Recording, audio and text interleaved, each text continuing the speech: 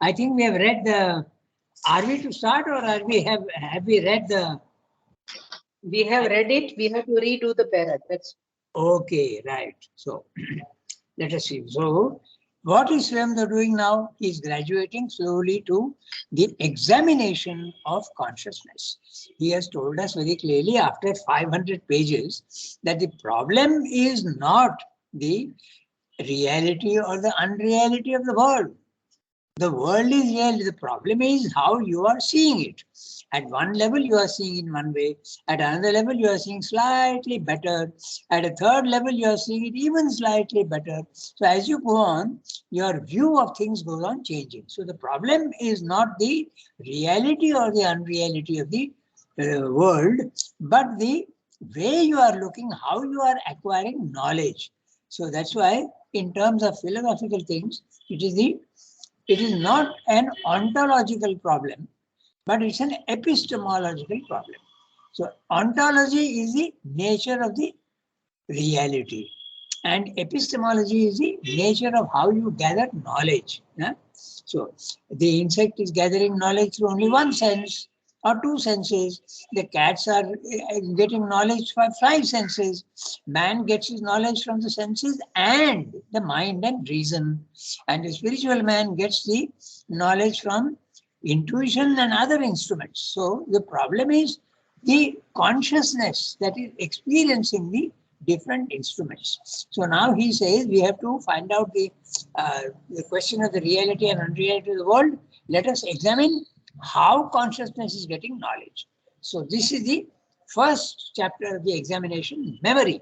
So what is memory? Okay, self-consciousness, and what is ignorance? So that's what he's discussing. So we will read the each sentence and see what is said.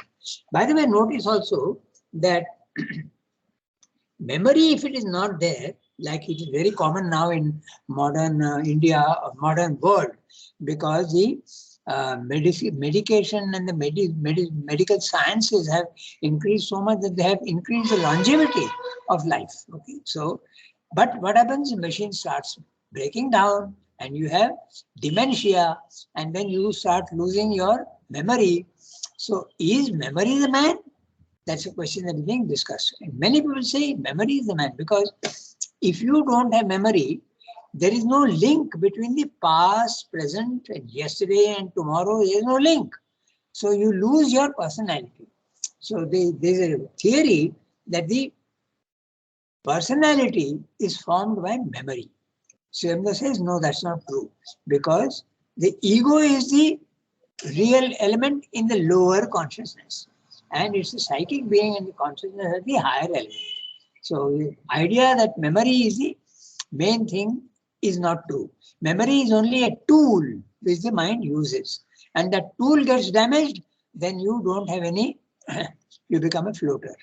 I have a very interesting case at home where the ego has not disappeared, okay, because there are strong egoistic reactions, but the memory is a completely, he has breakfast and then he doesn't know whether he has breakfast, he comes back a second time within 3 minutes.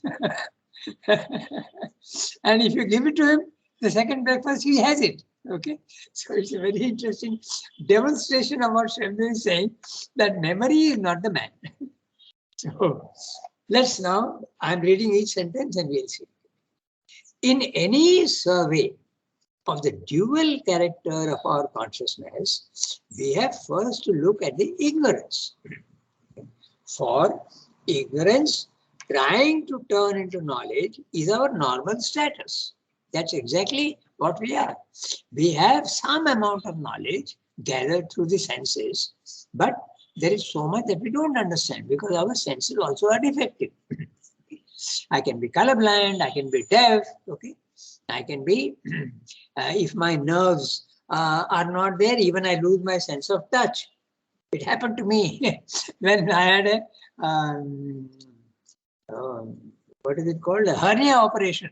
The small nerves get cut, and there's no sensation there. If I touch, I did that. Slowly the nerves grow back. So it is these senses which are defective and not giving you the full knowledge.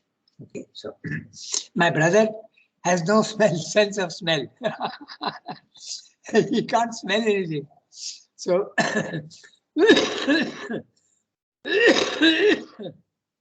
even if you smell, you are not always smelling the right thing.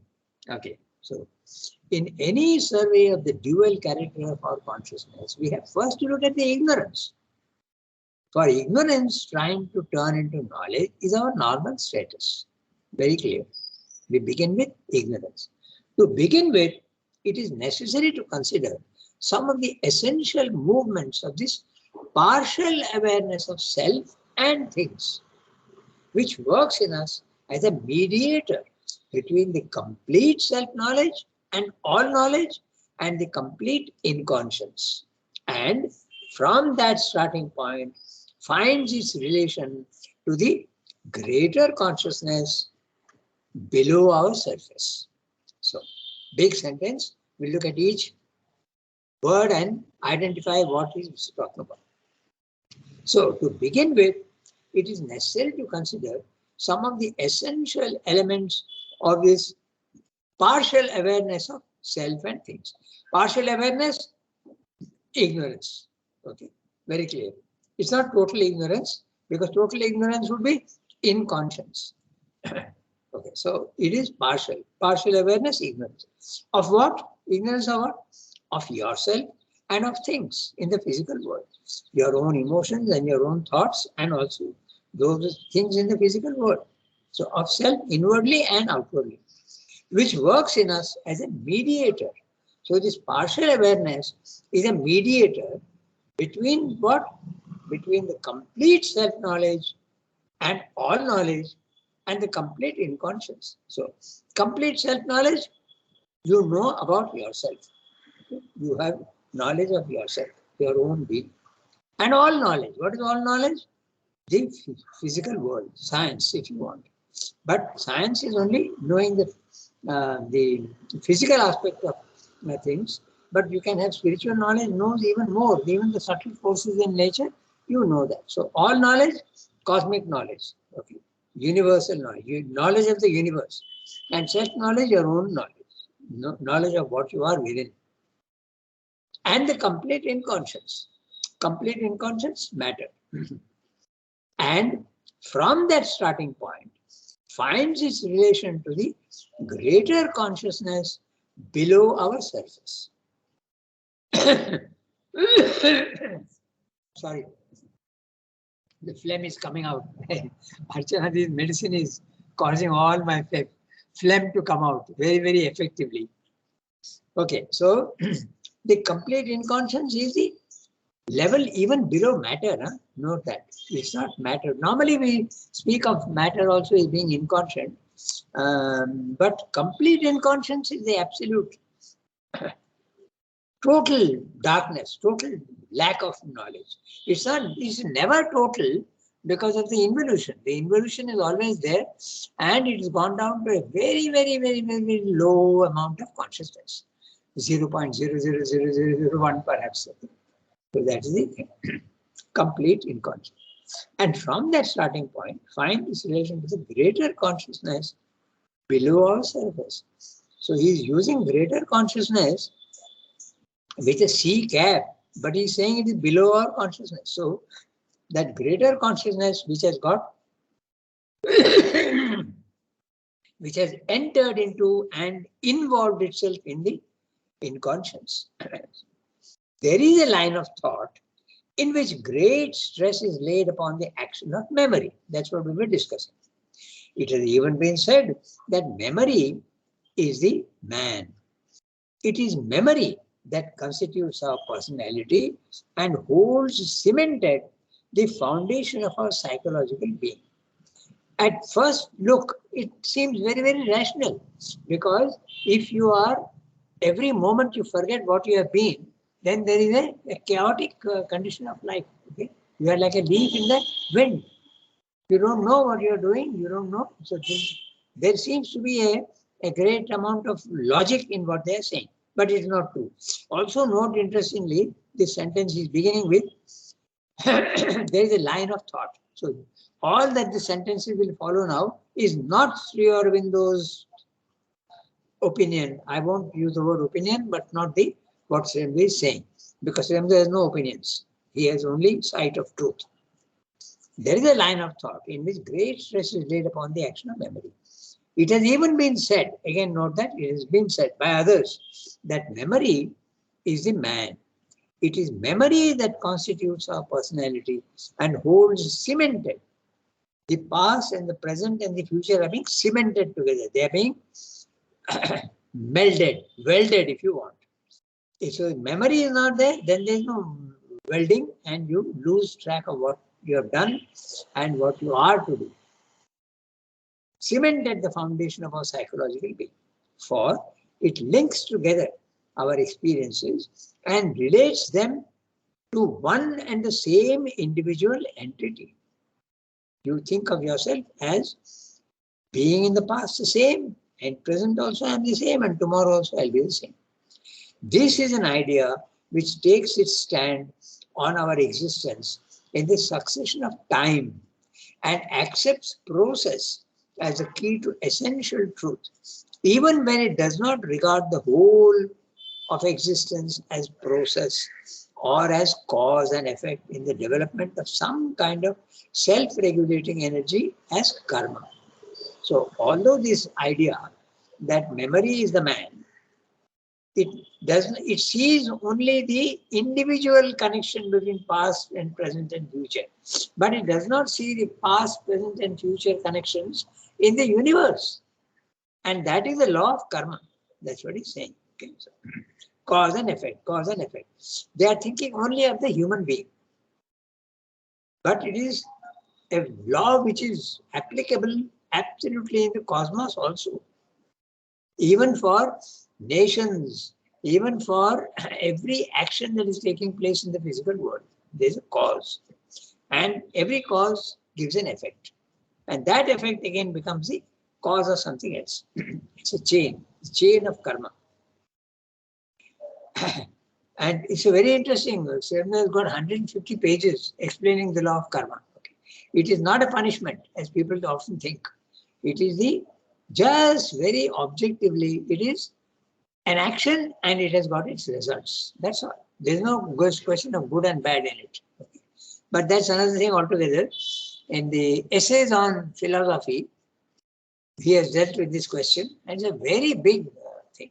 He goes from the individual to the universal, and even nations, okay, are subject to the law of karma. Look what happened in America. Okay, they brought the slaves, and then they had to suffer for it afterwards. Okay, and that's happening also in UK now. They are trying to stop all the people from all over the world going into it. They are trying to stop them. And they have to suffer the consequences of racialism and all that. So it accepts time and process at an individual level, but does not accept it at the universal level. Even when it doesn't see. But process is merely a utility. It is a habitual adoption of certain effective relations which might, in the infinite possibility of things, have been arranged otherwise for the production of effects which might equally have been quite different. So it depends on so many questions. When you come from the individual to the universal, the number of forces that are active in the universe also is large.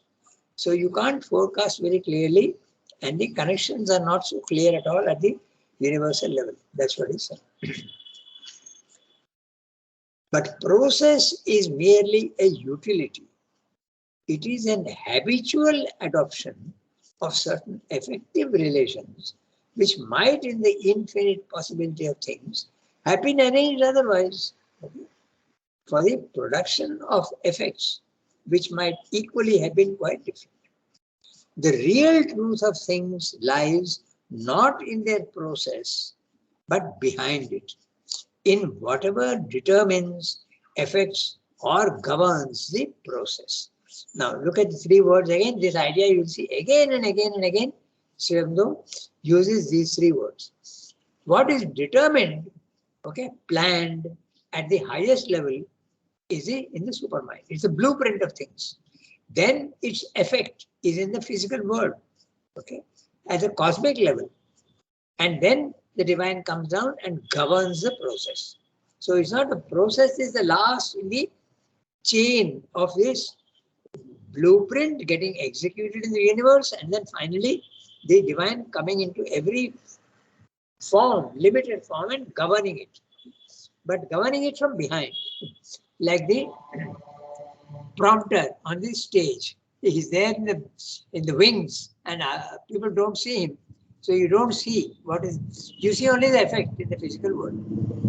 So the actor on the stage, when he forgets his lines, he is prompted by the prompter in the wings, and he whispers the word to him, and he continues to say his part without any faltering.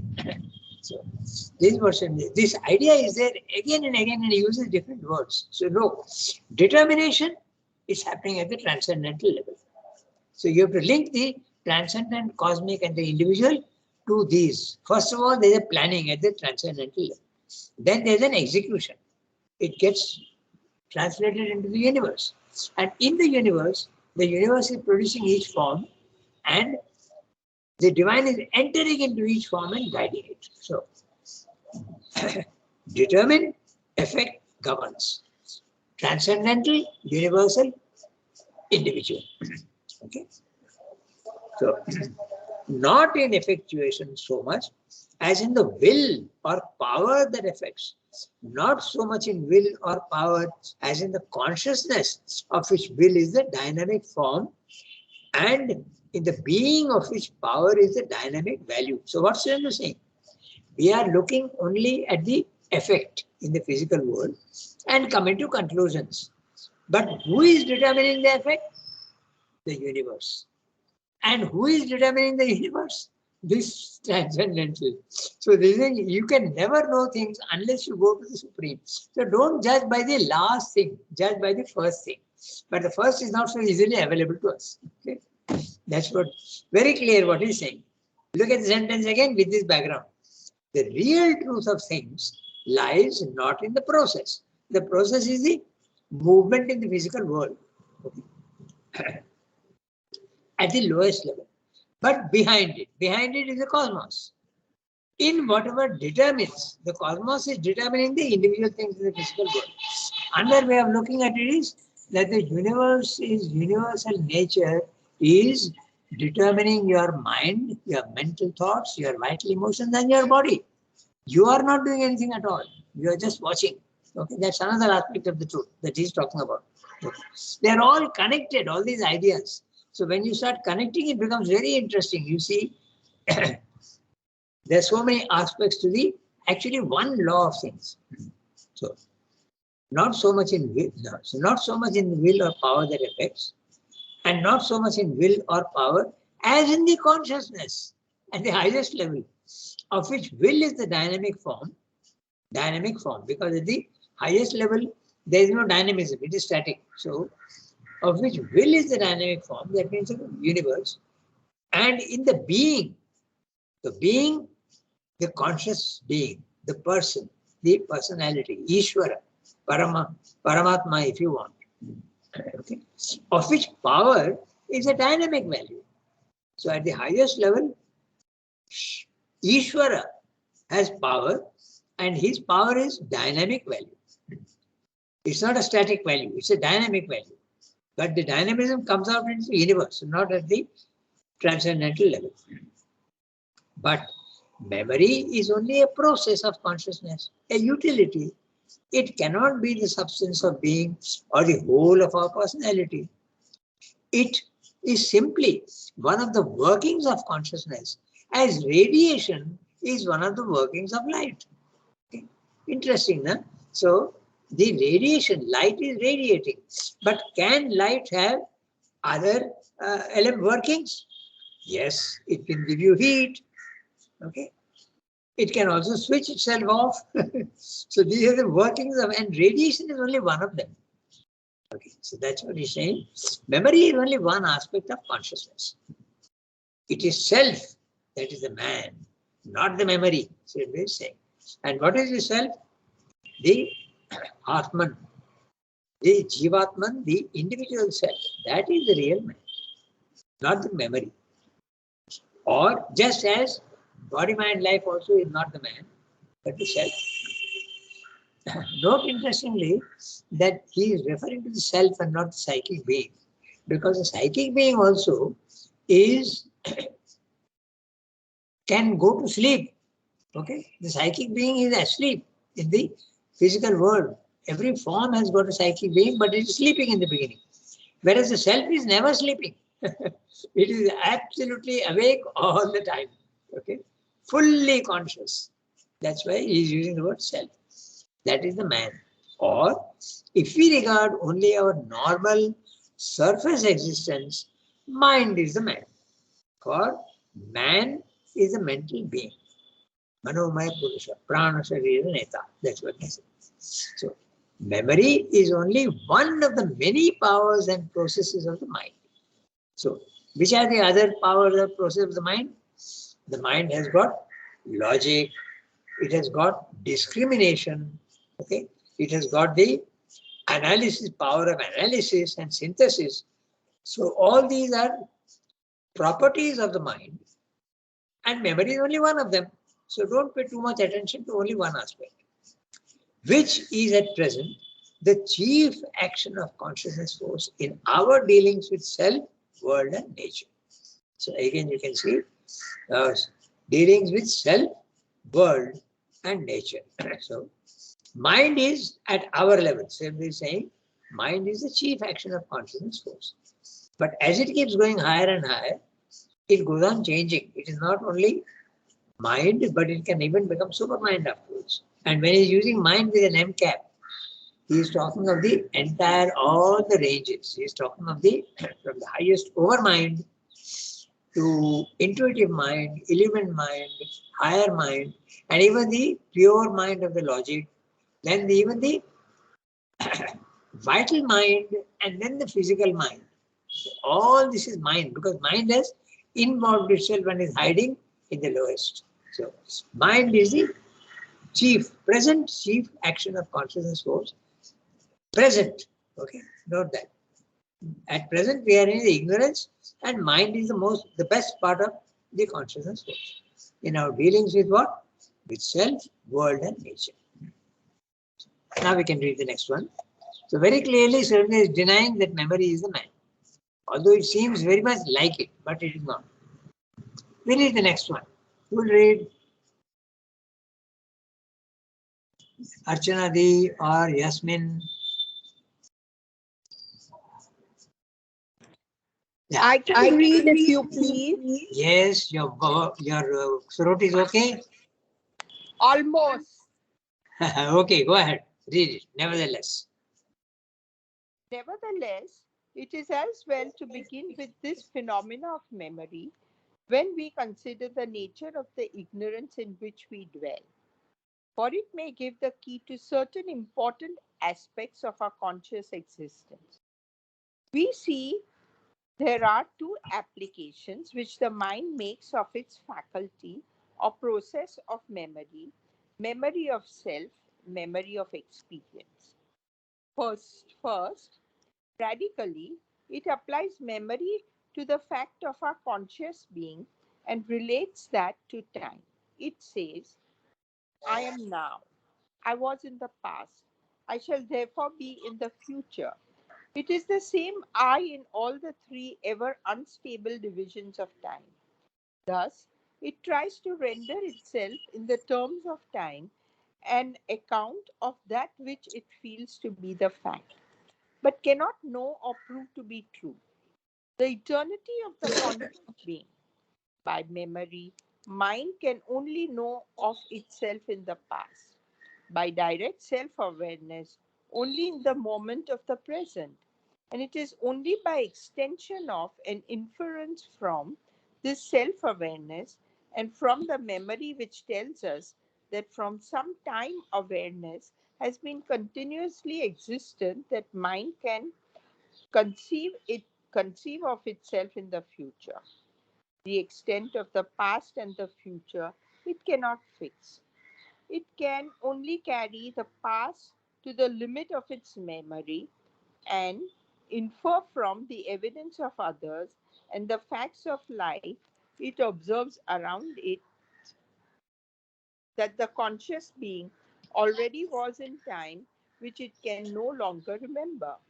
It knows that it existed in an infant, unreasoning state of the mind to which memory has lost its link. Whether it existed before physical birth, the mortal mind, owing to the gap of memory, cannot determine. Of the future, it knows nothing at all. Of its existing in the next moment, it can only have a moral certainty which some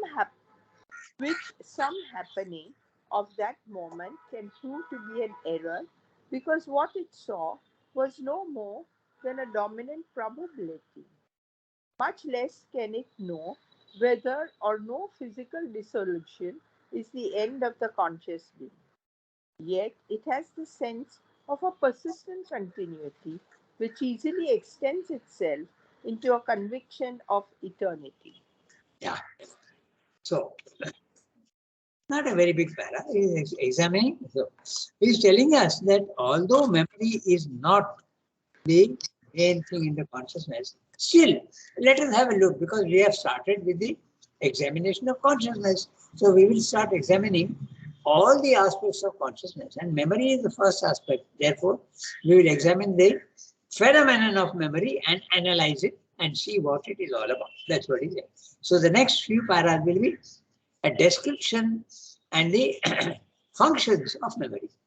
So, nevertheless, it is as well to begin with this phenomenon of memory, when we consider the nature of the ignorance in which we dwell. For it may give the key to certain important aspects of our conscious existence. We see that there are two applications in which the mind makes, sorry, not in, we see that there are two applications which the mind makes in its faculty or process of memory. Memory of self, memory of experience. Experience in the physical world. Yesterday, my lunch was of rice, and day before yesterday was of wheat. So, it's a memory of the experience. Okay, I met a certain friend in the physical world experience. But memory of self. Yesterday I had decided to go somewhere, but I did not. So that's a memory of self, your own internal and external. Memory is of two types. First, radically, it's interesting, even the animals have memory of the past. Crows hide their food in the trees. Even the leopards, when they have a kill, they take it and hide it in the tree and then come back next day for it. So they remember. So memory is there even in the animals. In fact, it's fantastic, but memory is there even in plants. Okay? So that's another subject, we won't go into it, but memory is something fundamental. So there everywhere. So Chandra is saying, we see that there are two applications in which the mind takes its faculty or process of memory.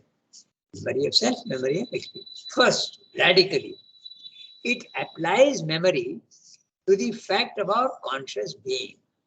It relates that to time. It says, I am now, I was in the past, I shall therefore be in the future. It is the same I in all the three ever unstable divisions of time.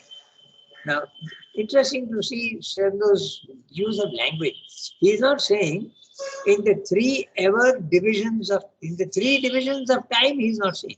He is saying in the three ever unstable divisions of time. He is adding a little more information to you. Just think about it. The past is unstable, the present also is unstable, and the future is even unknown. Not only unstable, but even unknown. So, because the moment you say the present, it is already gone. So it is unstable. It makes you think. Okay. Thus, it tries to render to itself, in the terms of time, an account of that which it feels to be the fact, but cannot know or prove to be true. The eternity of the conscious being. So although it knows past, present, and little bit of the future, but actually the memory should be of your eternal being, which is the self and the psychic being. That it does not, memory does not know that. By memory, mind can only know of itself in the past. By direct self-awareness, only in the moment of the present. And it is only by extension of an inference from the self-awareness and from the memory which tells us that for some time, awareness has been continuously existent, has been continuously existent, that mind can conceive of itself in the future. We do, when we make appointments, that's exactly what's happening. I make an appointment today, but I know that in future, the day after tomorrow or tomorrow, I have an appointment. So it extends the present into the past to a certain extent. That's what he's saying. The extent of the past and the future, it cannot fix. How far can we remember? Not everything. Much more than in the future, but the future also, a little bit we may have consciousness of, but not fully. It can only carry back the past to the limit of its memory. Some people remember, I definitely can't remember anything when I was 4 years old. Okay, but I do remember when I was 6 years old. So that's the limit of my memory, simply saying. But some children remember even things which are what they did at 3 years of age. Okay, not me. I don't. I remember 6. I was in Nizamabad. I used to go to a school which I hated. I remember all that. Or when I came here, I remember, but not earlier than that. So there's a limit to our memory of the past. That's what he's saying. The extent of the past and the future it cannot fix. It can only carry back the past to the limit of its memory and infer from the evidence of others and the facts of life it observes around it that the conscious being already was in times which it can no longer remember. So what is Sridhar saying? He's saying that from the evidence of others, your parents told you that when you were 1 year old, you were doing all these things. Okay. So evidence of others. So you know that you existed before your memory came into existence. From the evidence of others and the facts of life. The facts of life also there are, when you were 1 year old, okay, something must have happened. And those things are still lying in the physical world. So it observes around it. Or nowadays it's very simple, because nowadays what is happening, facts of life is you take a photograph of a child who is 1 year old and the photograph remains. And when you look at it, you know that you existed. So how accurate Swami is with his language. See, he's saying, although there is a limit to the memory when it goes back into the past, still you can infer from the evidence of others. We have discussed that. Okay? Your parents will tell you, your uncles will tell you what you did when you were 1 year old or 2 years old. And the facts of life, nowadays the facts of life are even, photographs are available. Earlier the photographs are not available. Now everything is available. Even your babblings can be recorded and played back to you when you're 20 years old. Facts of life. It observes around it that the conscious being already was in times which it can no longer remember. So you know that you existed when you were 6 months old, 1 year old. Okay?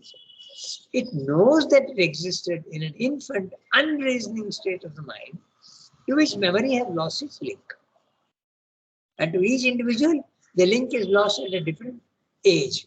Some lose it at 3 years of age, some people lose it at 4 years of age, even 5 years of age. Whether it existed, to which memory has lost its link. Whether it existed before physical birth, the mortal mind, owing to the gap of memory, cannot remember, cannot determine. So can you remember your past life? The mortal mind. Mortal mind cannot remember. Okay? Of the future, it knows nothing at all. Of its existing in the next moment, it can only have a moral certainty which some happening of that moment can prove to be an error, because what it saw was no more than a dominant probability. Now, simply using the word moral certainty, you must understand the word moral not in the normal sense, but the moral has got also a psychological certainty. Okay, you can use it in that sense. So Srinath often uses this. I made a note of it, and it says one of the meanings of this word moral is psychological, and Srinath often uses it in this sense, psychological certainty. Okay, moral is ethical, no, nothing like that. Okay, it's different. Which some happening of that moment can prove to be an error. Okay, so let's read that sentence carefully again. Of its existing in the next moment, it can only have a moral certainty, some psychological certainty, which tomorrow also I will exist, which some happening of that moment can prove to be an error, because what it saw was no more than a dominant probability. What's he saying?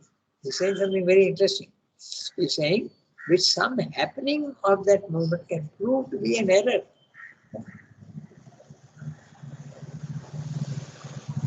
You may not exist in the future, that's what he's saying. Because what it saw was no more than a dominant probability. Yes, I will be able to, tomorrow I have got an appointment and I will go there. But there can be several errors. The first error is circumstances don't allow me to go to that. So that becomes an error. Okay? It is raining heavily and I can't go for that appointment. It's an error of your thinking that I would be there in the future. But the worst possible thing is death. So happening of that moment can be circumstances are not allowing you, but also it can be death. Then the question of future disappears altogether. Can prove to be an error, because what it saw was no more than a dominant probability. All our future memory of the future is a dominant probability. Much less can it know whether or no physical dissolution is the end of all conscious being. So Srinath often uses this word in this sense. Much less can it know whether or no. We would say whether or not. Okay, but Srinath uses whether or no. Physical dissolution is the end of all conscious being. The mortal mind can never know whether you will exist beyond the physical world, beyond the physical death. But now again, that also is being understood, because the memory of past lives, okay, the near-death experience, you come back with a clear idea that you existed even outside your body. Yet it has this sense of a persistent continuity which easily extends itself into a conviction of eternity. Easily extends itself into a conviction of eternity. But you don't know whether that eternity is absolute or not unless you experience the self. When you experience the self, it becomes an eternity. So they have done 2 paras today, and Srinath's explanation is very interesting. He is examining memory and seeing, but he will continue more with memory. So we'll see that next time. It's 8:34 already, so we can stop. So I can do one thing. I'll read out the summary. We have got 1 minute. I'll read out the summary of what he said. Whatever that may be that we have to examine and find out, whatever it may be, okay, whatever the memory may be, we have to examine and find out its exact function in the ignorance. We may note first that memory is of 2 types. Remembrance of our own self, and secondarily of events outside itself in the world. In the first type, it looks at itself and says, I was in the past. What I was in the past is what I am today in the present, and I am likely to be in the future. Memory feels its accounts of itself and the body life mind to be true, but it cannot prove them to be so. Even its remembrance of infancy is incomplete, nor can it be certain of its future existence. Yet, Memory does have a vague and general feeling of, my computer is not allowing me, of its own eternal self-existence. It can never know that it can always exist fully. That's briefly what he's saying. So we have come to the end of our time limit. And so I say au revoir to everybody. We will meet tomorrow and continue the discussion, because tomorrow also is Thursday and it is also the Life Divine Day. So we'll do that. This conviction we'll read from there. Okay? Merci beaucoup. Au revoir, everybody. Thank you, Yasmin Rangana. Darshana, Shilpa, Suki, and Gitanjali.